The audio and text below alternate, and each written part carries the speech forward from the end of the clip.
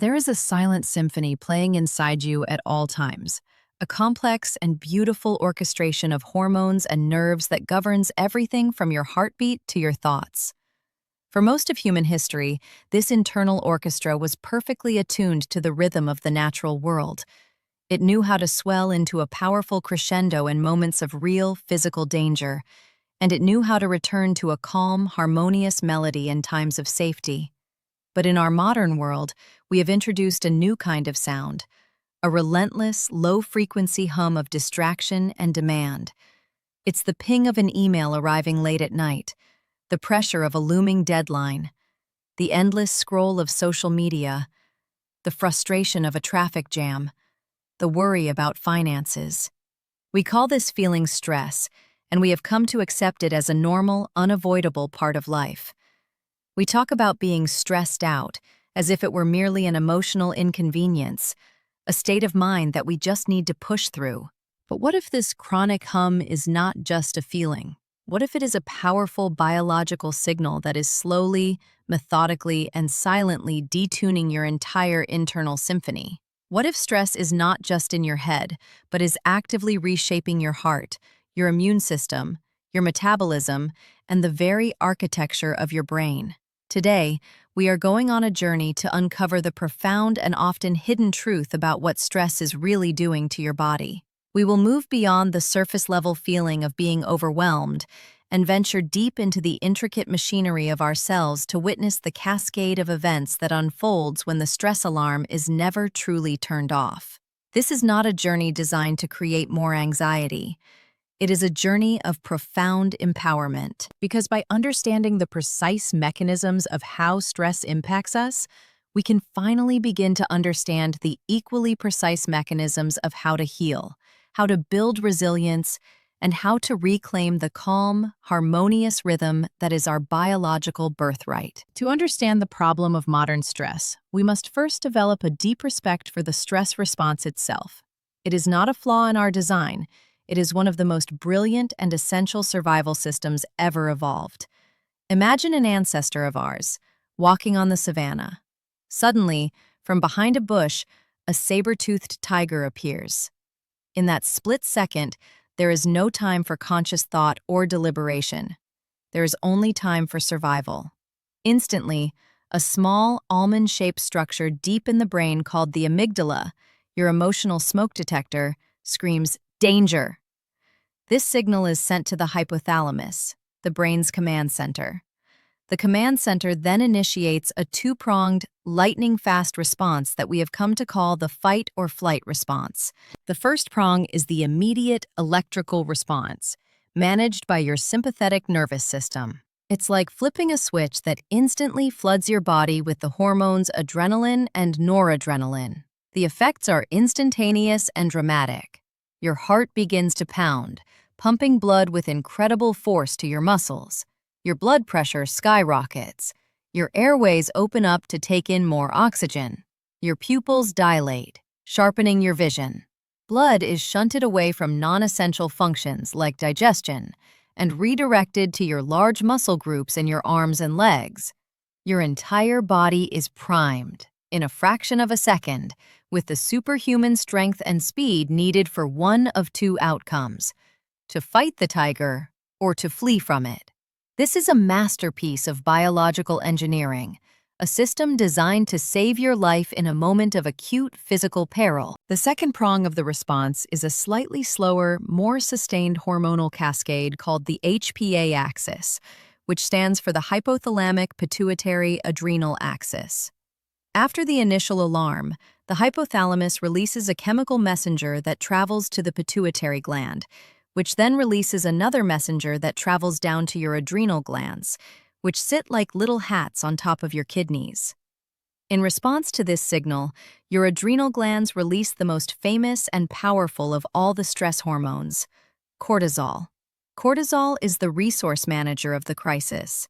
Its primary job is to flood your body with energy to sustain the fight-or-flight effort. It does this by telling your liver to dump its stored glucose into your bloodstream, providing an immediate source of fuel. It also has a second, equally critical job: to suppress any bodily function that is not absolutely essential for immediate survival. It slams the brakes on your immune system, your digestive system, and your reproductive system. Why waste precious energy on fighting a cold, digesting a meal, or creating a new life when you are about to become a meal yourself? Cortisol is the ultimate triage nurse, ensuring every last bit of energy is dedicated to surviving the next few minutes. This entire beautifully orchestrated system has one critical design feature. It is meant to be short-lived. The encounter with the tiger is intense, but it is brief. You either escape or you don't. Once the threat is gone, the all clear signal is sent.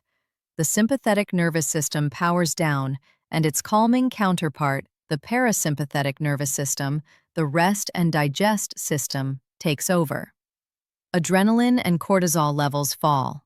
Your heart rate slows, your blood pressure returns to normal, and your digestion and immune systems come back online.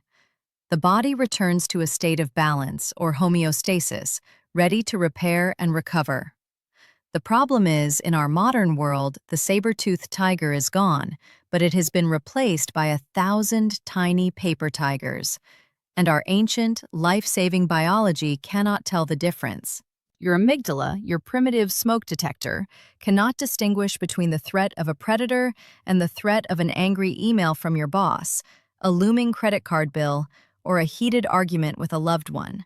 It perceives these psychological and emotional threats with the same life-or-death urgency.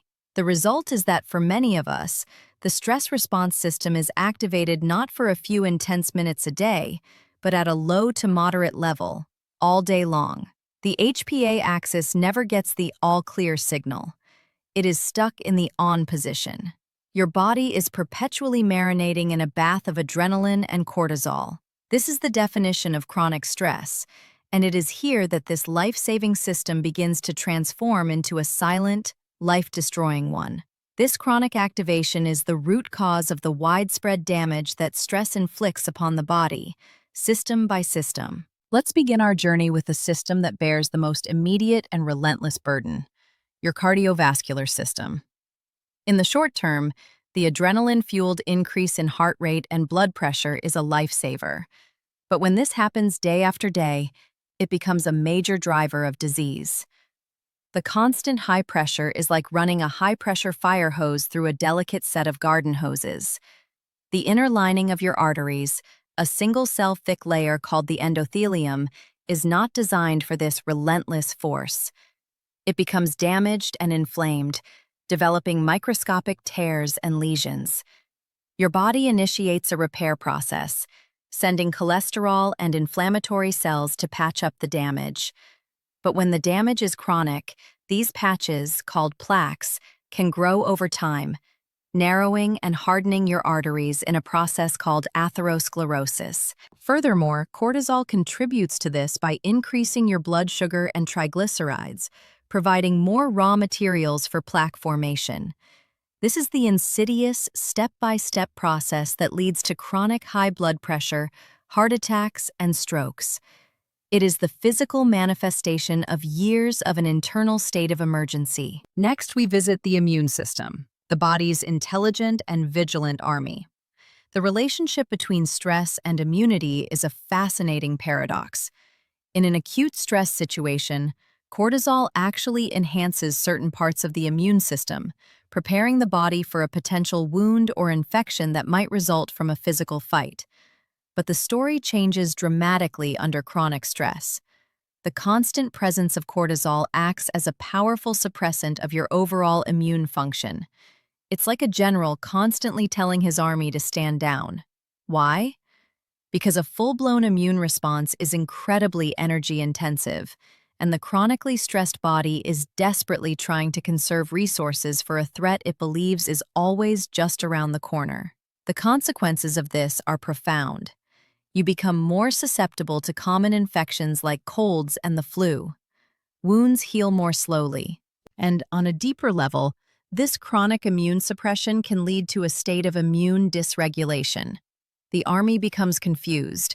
This can increase the risk for the reactivation of latent viruses in the body, and some research suggests that over the very long term, a suppressed immune system may be less effective at its job of immune surveillance, the process of identifying and destroying cancerous cells in their earliest stages. Let's move on to your metabolism and your waistline, where the effects of chronic stress are often most visible. Many people have heard of the stress belly, and it is a very real biological phenomenon. The link is cortisol. Remember, cortisol's primary job is to raise your blood sugar to provide energy for fight or flight. When cortisol is chronically elevated, your blood sugar is also chronically elevated. This forces your pancreas to work overtime, pumping out insulin to try and shuttle that sugar out of your blood. Over time, this can lead to insulin resistance, a precursor to type 2 diabetes. But the story gets more personal. Cortisol also directly influences your appetite and cravings. It creates a powerful, deep-seated drive for foods that are high in sugar, fat, and salt. These are comfort foods for a reason. From an evolutionary perspective, during a time of chronic stress and perceived danger, your brain is telling you to stock up on the most energy-dense fuel you can find. To make matters worse, cortisol has a unique and unfortunate talent. It promotes the storage of this excess energy as a specific type of fat called visceral fat. This is the deep internal fat that wraps around your abdominal organs. Visceral fat is not just a passive storage depot. It is a metabolically active organ in its own right, pumping out its own inflammatory signals and hormones that further disrupt your metabolism. It is a perfect, self-perpetuating storm of weight gain and metabolic chaos, all orchestrated by a single stress hormone. Our journey now takes us to the gut, which is often called our second brain. The connection between your mind and your digestive system is not just a feeling. It is a direct, physical superhighway of nerves and chemical messengers called the gut-brain axis. During an acute stress response, digestion is one of the first things to be shut down. Blood is diverted away from the gut to the muscles. This is why, in moments of extreme fear or anxiety, you might feel nauseous or have a sudden urge to use the bathroom. When this state becomes chronic, the consequences are far-reaching. The lack of blood flow and the constant bath of stress hormones can lead to the symptoms we associate with irritable bowel syndrome, or IBS, cramping, bloating, and unpredictable bowel habits. But the damage goes deeper. Chronic stress can fundamentally alter the composition of the trillions of microbes living in your gut. It can kill off the beneficial bacteria and allow the more pathogenic, inflammatory bacteria to thrive, a condition known as dysbiosis. Furthermore, stress can increase the permeability of your gut lining, creating a leaky gut.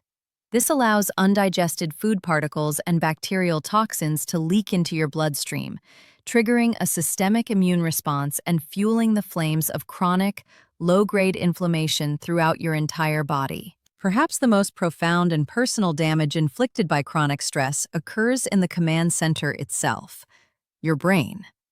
While cortisol is necessary for brain function in small doses, in chronically high amounts, it is a neurotoxin. It is particularly damaging to a part of the brain called the hippocampus, which is your center for learning, memory, and emotional regulation.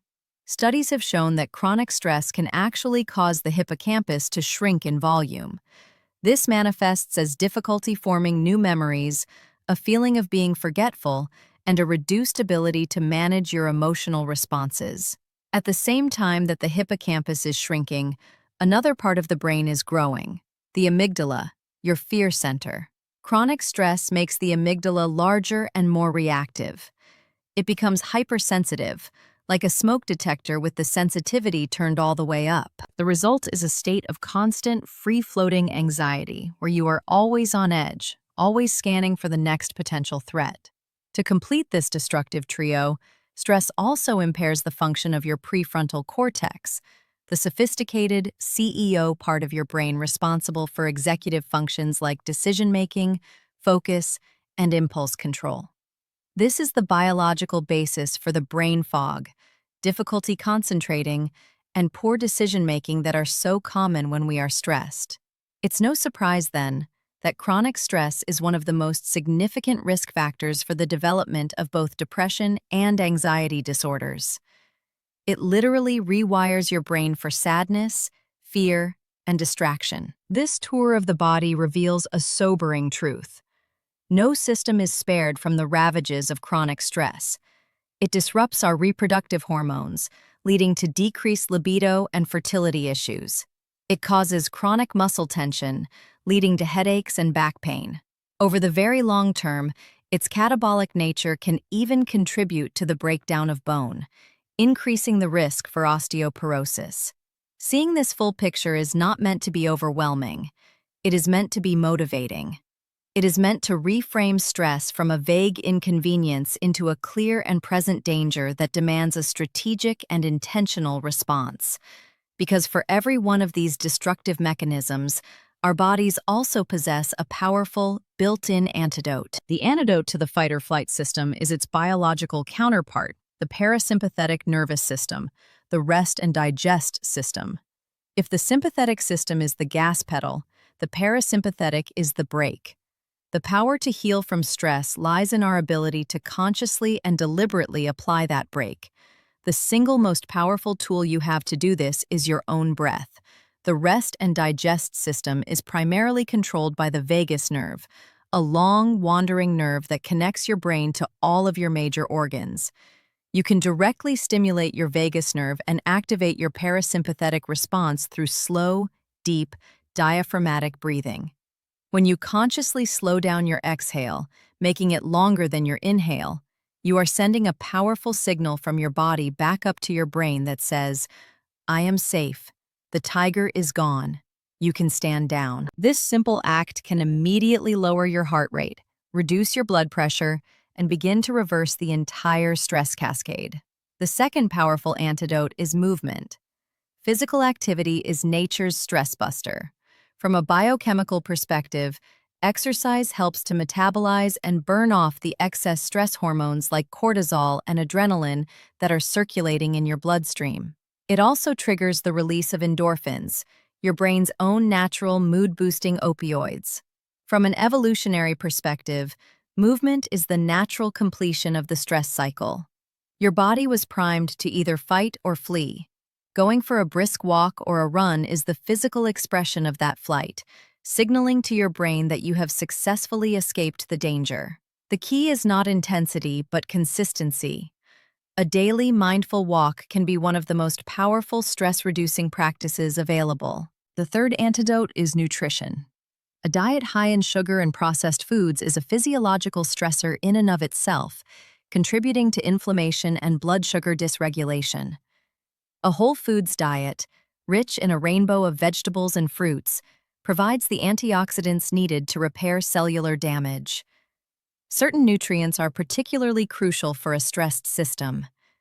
Magnesium, often called the relaxation mineral, is rapidly depleted by stress and is essential for calming the nervous system. B vitamins are vital for producing calming neurotransmitters and are also burned through at a high rate during stressful periods.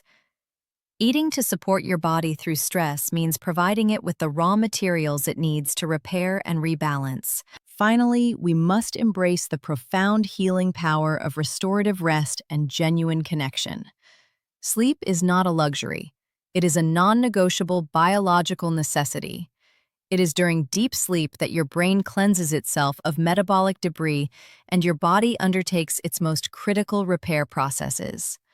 A lack of sleep is a potent stressor that drives up cortisol levels the next day, creating a vicious cycle. Prioritizing a consistent sleep schedule in a cool, dark, quiet room is a foundational act of stress management. And we must not forget our nature as social creatures. Meaningful social connection and physical touch trigger the release of a hormone called oxytocin, often called the cuddle hormone. Oxytocin is a direct and powerful antidote to cortisol. It actively calms the stress response and promotes feelings of safety and well-being. In the end, our journey reveals a profound choice. We cannot eliminate stress from our lives, but we are not destined to be its victims. We are not powerless against this silent assault. We are equipped with a biological toolkit designed for healing and resilience. The problem is that we have forgotten how to use it. The solution is to consciously and deliberately re-engage with the ancient practices that activate our innate capacity for calm. It is the choice to pause and take 10 deep breaths. It is the choice to take a walk in nature instead of scrolling through your phone. It is the choice to share a meal with a loved one, to get to bed an hour earlier, to nourish your body with real food. Each of these small, intentional acts is a powerful signal to your nervous system. Each one is a vote for rest, for repair, and for vitality. By understanding what stress is truly doing to your body, you are no longer operating in the dark. You can begin to see the connection between your choices and your well-being with crystal clarity, transforming yourself from a passive recipient of stress into the active architect of your own resilience.